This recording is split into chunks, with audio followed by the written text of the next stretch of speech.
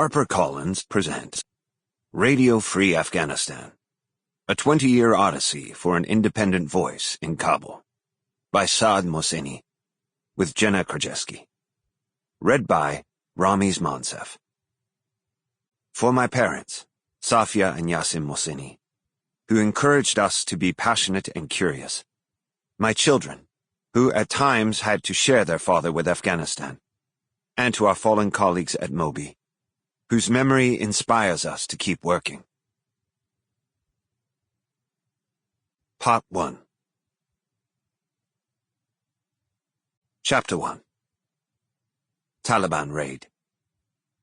Kabul, 2022.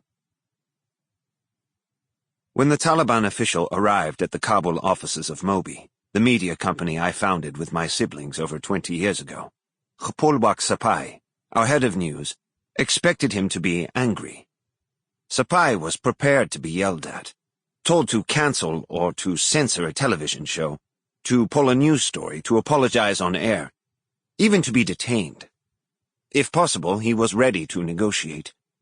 Interactions like this had become commonplace since the Taliban had taken over 6 months earlier in August 2021, in the wake of the American withdrawal, and we did what we needed to do. Not just to survive, but to coexist. The Taliban were the government now. If we expected there to remain an Afghan media operating within Afghanistan, and not to be reduced to screaming from the margins in DC or London, we had to learn to adapt.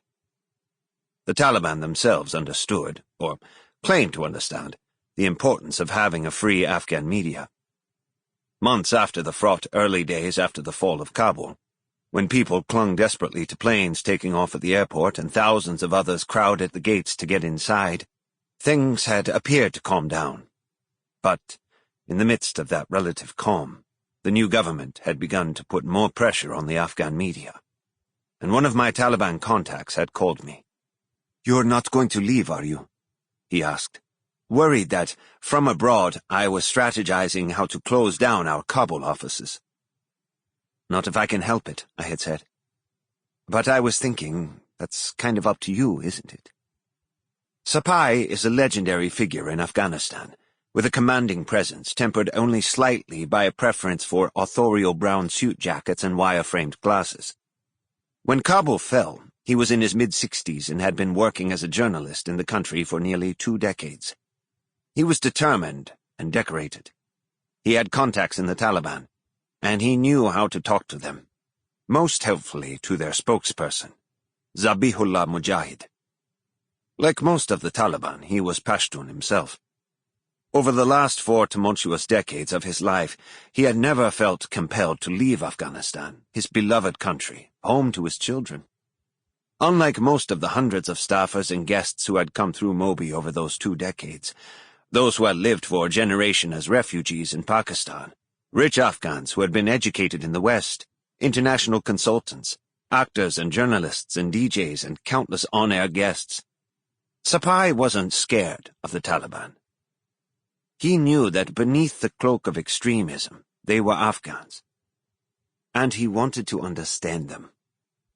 A good journalist, Sapai thought, doesn't see anyone as an enemy or as a friend while they're working. You only become a human being again with likes and dislikes after you close the story, he would tell our staff. It had been Sapai who ultimately made the call to run the story that had so angered the Taliban official in the first place, bringing him to our offices to conduct a raid. The decision hadn't come easily. Sapai might have been more comfortable than his colleagues talking to the Taliban spokesperson, but he wasn't naive about what the organization was capable of. Yet he felt he had no choice.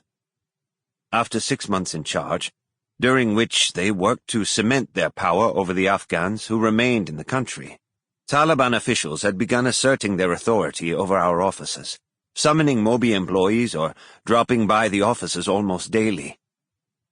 Abdul Nafeh Khalik, a young man who was the head of Moby's legal department, had been detained twice and in secret, without any warning given to his colleagues or his family.